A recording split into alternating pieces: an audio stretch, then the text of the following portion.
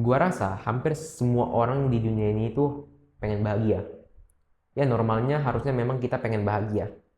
Siapa sih yang nggak pengen bahagia gitu kan? Tapi gini teman-teman, dilemanya.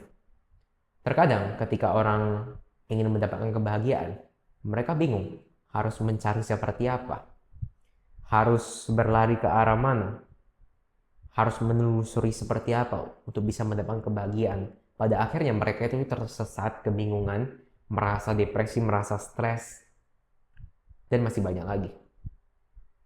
Jadi pada video kali ini gue ingin membagikan satu kunci kebahagiaan yang gue temukan di dalam filsafat Stoicism, suatu konsep yang sangat gue terapkan ke dalam hidup gue.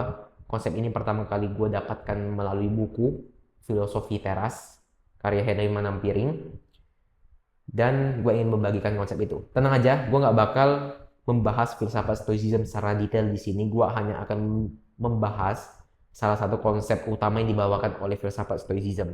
Karena memang filsafat ini itu sangat kompleks. Mungkin gue akan bikin video yang terpisah suatu hari nanti untuk membahas Stoicism.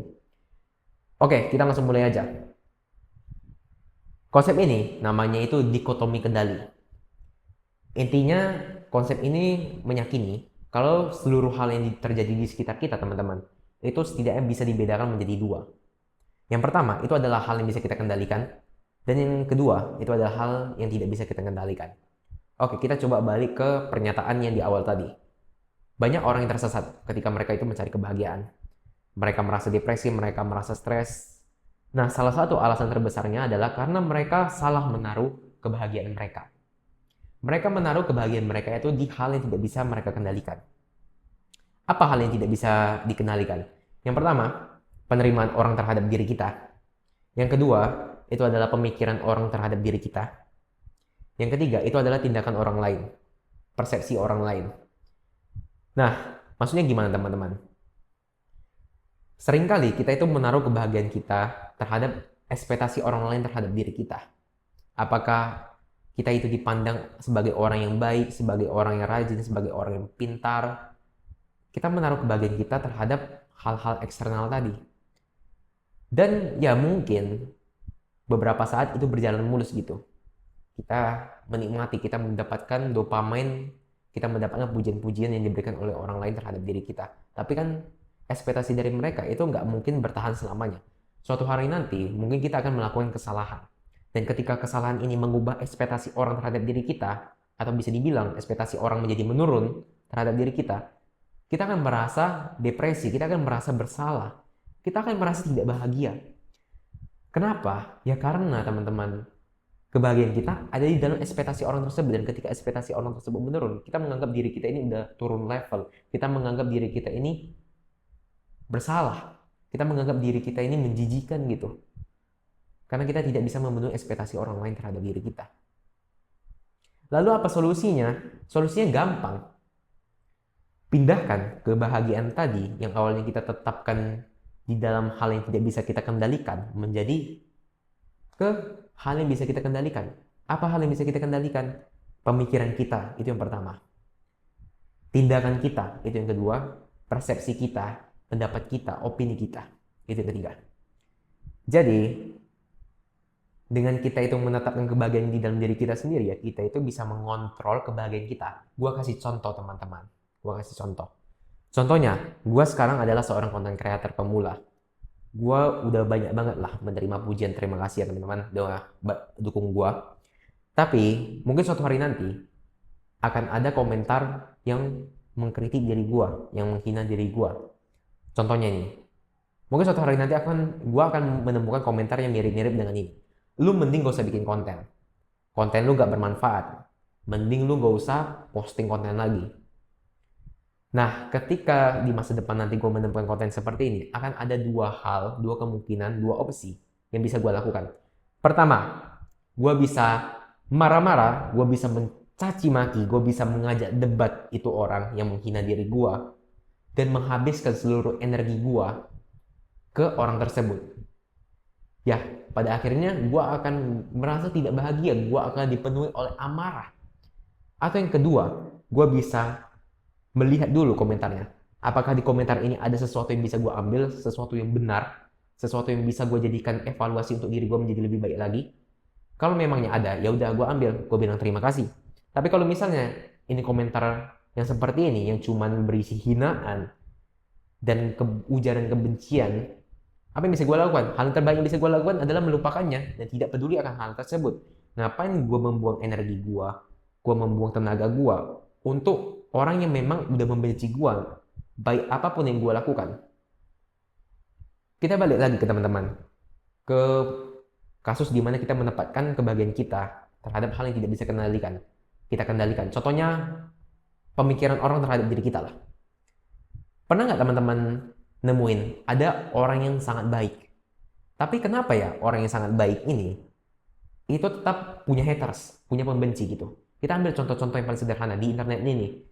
Banyak banget konten kreator edukasi. Ferry Irwandi, Raymond Chin. Tapi pertanyaannya, kenapa masih ada orang yang membenci orang-orang seperti mereka? Bukannya mereka itu orang-orang baik yang berusaha untuk mendidik negara ini, untuk memajukan pendidikan negara ini. Tapi kenapa bisa masih ada haters? Ya karena memang faktanya seperti itu teman-teman. Tindakan orang lain, pemikiran orang lain terhadap diri kita, itu nggak bisa kita atur. Kita memang bisa berusaha terlihat sebaik mungkin, berusaha terlihat sempurna mungkin, berusaha terlihat berprestasi mungkin. Tapi tetap aja pada akhirnya, ya orang lain yang menentukan bagaimana cara mereka itu memandang diri kita. Bukan usaha-usaha kita tadi. Usaha-usaha kita tadi itu bisa membantu, tapi pada akhirnya tetap mereka yang menentukan. Dan ya teman-teman, memang kadang ada aja orang seperti itu, orang yang membenci kita tanpa alasan. Mereka nggak membutuhkan alasan untuk membenci kita gitu.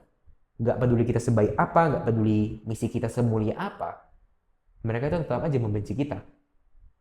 Ada orang seperti itu teman-teman. Dan hal yang terbaik bisa kita lakukan untuk menghadapi orang-orang seperti itu adalah tidak memperdulikan mereka. Itu adalah balasan terbaik yang bisa diberikan. Jadi dengan kita menggantungkan ekspektasi kita kepada orang lain, kita itu ibaratnya seperti tawanan. Kita itu dikendalikan, digerakkan oleh orang lain, oleh hal-hal yang berada di luar kendali diri kita gitu. Solusinya ya kita tempatkan saja kebahagiaan itu di dalam diri kita. Kita kontrol, kita kendalikan pemikiran kita. Ketika kita mendapatkan kebencian, ujaran kebencian, ya jangan sampai kebencian itu membawa kita ke ketidakbahagiaan. Jangan sampai teman-teman. Karena dengan kita bisa mengontrol diri kita bisa mengatur persepsi diri kita bisa mengatur pemikiran kita. Gak akan ada hal negatif yang bisa menerobos masuk ke dalam diri kita. Dan ketika gak ada hal negatif yang bisa menerobos masuk ke dalam diri kita, pikiran kita gak akan tercemari. Energi kita gak akan terbuang untuk hal-hal yang tidak penting. Dan di sanalah kebahagiaan akan datang. Kebahagiaan akan menjadi milik kita. Seperti kasus yang tadi, yang komentar negatif yang mungkin akan gue dapatkan di kemudian hari, percuma aja gue ngabisin energi gue bisa mengerahkan energi gue ke sesuatu yang lebih berharga buat gue, sesuatu yang lebih penting, yang lebih esensial buat gue. Daripada gue membalas komentar tersebut, berdebat dengan orang tersebut. Hal yang bisa gue lakukan terbaik adalah melupakannya. Jadi, dikotomi kendali ini adalah suatu hal yang selalu gue terapkan dalam hidup gue. Yang selalu gue yakini dalam hidup gue. Makanya itu teman-teman juga supaya kita itu nggak terpengaruh sama pemikiran orang lain, ekspektasi orang lain. Ada suatu praktik yang selalu gue lakukan. Ini juga berasal dari filsafat Stoicism. Praktik ini itu diajarkan oleh Marcus Aurelius, salah satu Stoa juga yang menganut Stoicism. Begini, namanya itu adalah premeditatio malorum kalau nggak salah namanya. Jadi Marcus Aurelius itu mengajarkan kepada kita kalau setiap hari ketika kita bangun pagi, kita itu mengatakan kepada diri kita kurang lebih seperti ini. Hari ini gue bakal ketemu sama orang yang sombong, orang yang egois, orang yang nggak tahu terima kasih, orang yang merendahkan diri gue.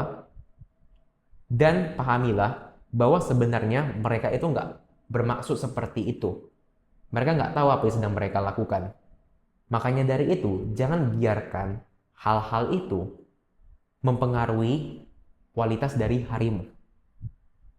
Dan ingatlah, mungkin kau juga mempunyai sifat yang sama seperti mereka. Jadi, jangan sekali lagi biarkan hal-hal itu mempengaruhi harimu. Kurang lebih seperti itu. Premeditatio malorum. Dan itu gue selalu lakukan setiap hari, teman-teman. Supaya itu seperti membayangkan kemungkinan terburuk yang akan terjadi di kemudian hari. Dan supaya kita itu nggak terkejut gitu ketika ada hal seperti itu yang benar-benar terjadi pada hari itu. Kita bisa mengantisipasinya, kita nggak akan kaget, kita nggak akan merasa tertindas gitu. Dan itu adalah praktik yang gue lakukan dalam hidup gue, termasuk dikotomi kendali. Sesuatu yang sangat menolong gue, teman-teman. Gue dulu adalah orang yang paling nggak bisa bahagia.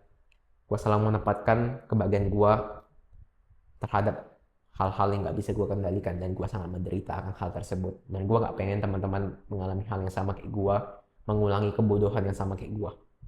Makanya dari itu gue buat video ini. Oke, mungkin sekian aja yang bisa gue sampaikan pada video kali ini. Maaf ya teman-teman, kalau di video kali ini berbelit-belit mengulang-ulang, karena gue nggak pakai skrip, teman-teman. Ini video gue ambil one shoot, one take, jadi long shoot. Gue mungkin nggak akan cut videonya, tapi nanti gue lihat dulu.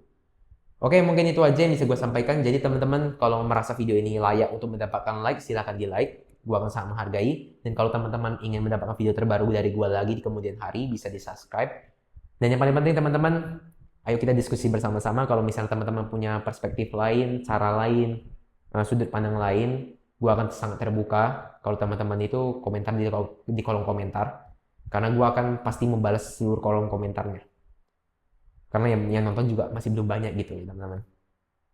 Oke, itu aja yang ingin gue sampaikan pada video kali ini. Semoga ada yang bisa diambil hal-hal positif. Semoga aja ada.